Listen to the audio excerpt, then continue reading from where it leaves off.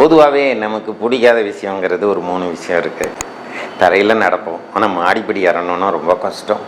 அப்புறம் ஸ்குவாட் இருக்குல்ல, உட்காந்து எந்திரிக்கிறது அது கஷ்டம்.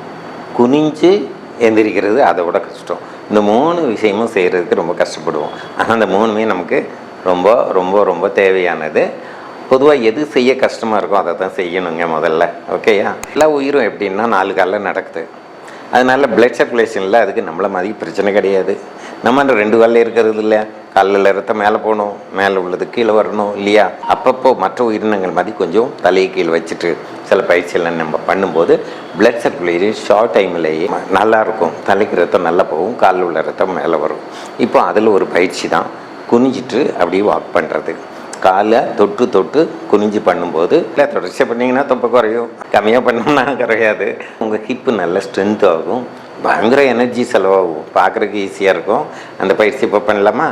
இப்படி குனிஞ்சு கீழே இப்படி தொட்டுக்கிறேன். இந்த கால் இருக்கு இல்லையா, அந்த கால் தூக்கி இந்த பக்கம் வச்சாச்சு. வலது காலை இடது பக்கம், இடது கை வச்சு பண்ணிட்டேன். அப்புறம் இடது கால் வலது பக்கம் இப்படி தொட்டேன். இப்படி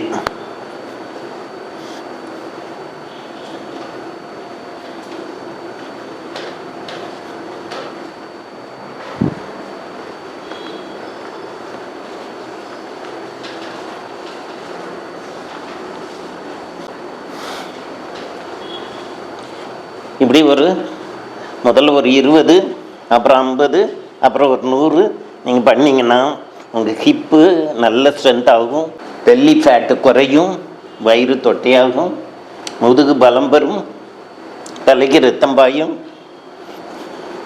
அதனால் முகம் தலை பிரகாசமாக இருக்கும்.